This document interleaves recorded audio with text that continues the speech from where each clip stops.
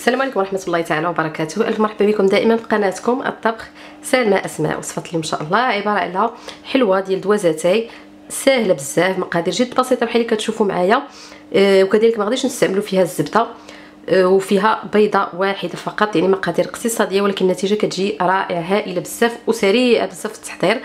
بالنسبه للمقادير اللي غادي نحتاجوا فيها بحال اللي شفتوا، بيضه معايا هنا عندي بيضه، عندي كيس ديال الخميره ديال الحلويات وزن تقريبا 8 غرام، القشره ديال الحامض محكوكه على حسب الذوق شحال بغيتو ديروا، واحد الكاس ديال الزيت نباتيه العاديه تقريبا واحد 110 مليلتر ديال الزيت نباتيه، عندي كاس الا ربع ديال السكر سنيده تقريبا واحد 80 غرام ديال السكر، وعندي طحين على حسب الخليط. غادي نوريكم القوام اللي بغينا نحصلوا عليه، واحد القبصه ديال الملح بطبيعه الحال.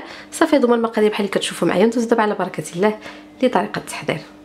بالنسبه للطريقه غادي ناخذوا واحد البول هكا، غادي نديروا البيضه ديالنا، ما غاديش نحتاجوا لا طراب كهربائي ولا حتى شي حاجه، نزيدوا عليه السكر سنيده وغير بلو فوي اولا الطراب ديال اليد، غادي نطربوا مزيان فين سالنا هاد العناصر هادو.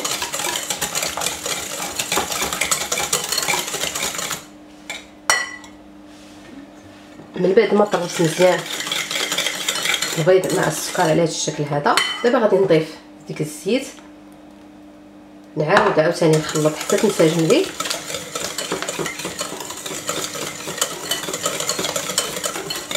بعد ما انسجمت الزيت مع باقي العناصر فغادي نضيف لديك الحامضه، هنا حكيتها، ناخذ يعني القدر اللي بغيت،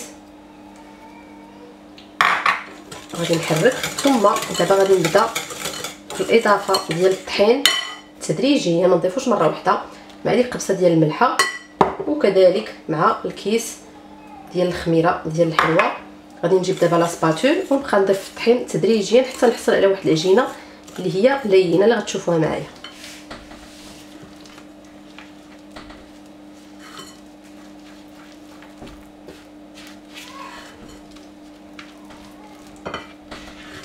استمرت في الاضافه ديال الطحين حتى كنحصل على واحد العجينه اللي بحال هكا. هانتوما شوفوا القوام ديالها على هذا الشكل هذا، كتكون عجينه لينه نوعا ما، يعني ما قاصحه ما والو. هانتوما بحال اللي كتشوفوا غادي نشد واحد شويه منها تقريبا واحد الكويره هكا، وغادي نخليها نحتفظ بها للتزيين.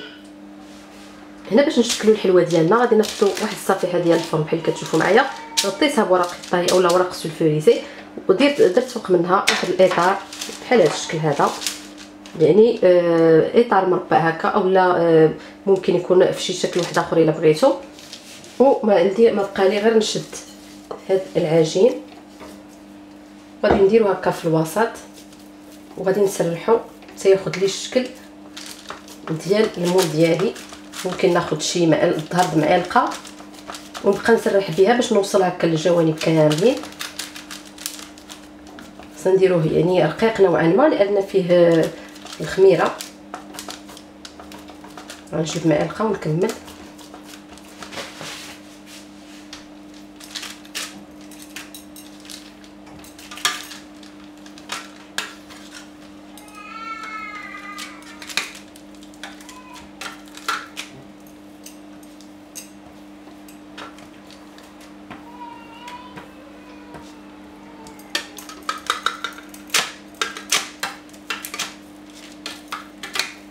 بحال اللي كتشوفوا سرحت الحلوه ديالي كامله.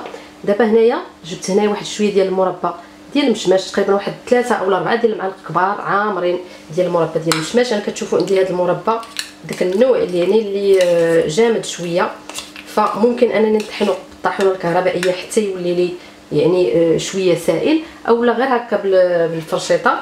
غادي نحاول نخدمو هكا شويه ومن بعد غنسرحو. هانتوما غير بالفرشيطه هانتوما رجع لي نوعا ما، يعني نقدر نسرحو.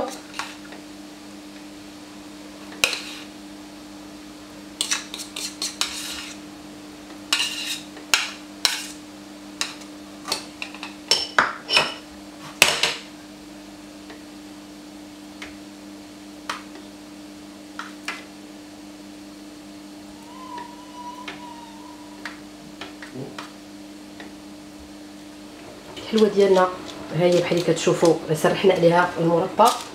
غادي ندوز دابا للمرحله ديال التزيين. هذاك العجين اللي عقلتو معايا اللي احتفظنا به غادي نزيدو عليه البودره ديال الكاكاو وغادي نزينو به.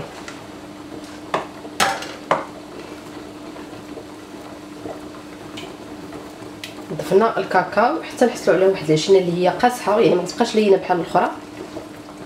وغادي ندوزو نحكوها فوق من الحلوه ديالنا. اذا شفنا انها ما بغاتش تحك لنا بسهوله نديروها واحد 5 ولا 10 دقائق في الكونجيلاتور. دابا نبقى غير ناخذ العجينه هذه ديالي اللي فيها الكاكاو وغادي نحكها بالحكه كالبليضه هكا فوق. انا خليتها واحد 5 دقائق في المجمد. الا بغيتو خليوها واحد شويه اكثر باش تحك لكم بسهوله اكثر. صافي وندخلها الفران نكون مسخنه على درجه حراره متوسطه، واحد 170 حتى 180 درجه. غادي نخليها في الاول يعني تطيب من التحت، بعد عاد نشعل عليها من الفوق تكمل الطياب ديالها. ما غتاخذش الوقت بزاف، هاد 15 ل 20 دقيقه. نتلاقاو ان شاء الله. الحلوه ديالنا بعد ما كطيب وكتحمر بحال اللي قلت لكم في الاول، ديروا لها من التحت باش تطيب مزيان من التحت، عاد كنشعلوا ليها من الفوق باش كتكمل الطياب ديالها. وصافي كنخرجوها من الفران. كتاخذ لنا تقريبا واحد 20 دقيقه بحال هكاك. كنخرجها من الفران كنخليها كتبرد واحد شويه، نحيد عليها هذاك الاطار وكنخليها تبرد تماما. ممكن انكم تقدموا على هذا الشكل بحال هذا، يعني هكا مجموعه، اولا تقطعوها طريفات صغيورين، فكيبقى عندكم الاختيار. بجوجهم كتجي زوينه.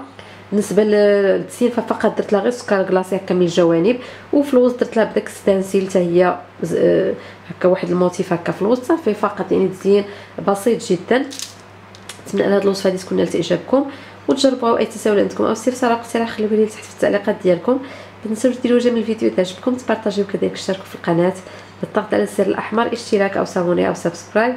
شكرا والسلام عليكم ورحمه الله تعالى وبركاته.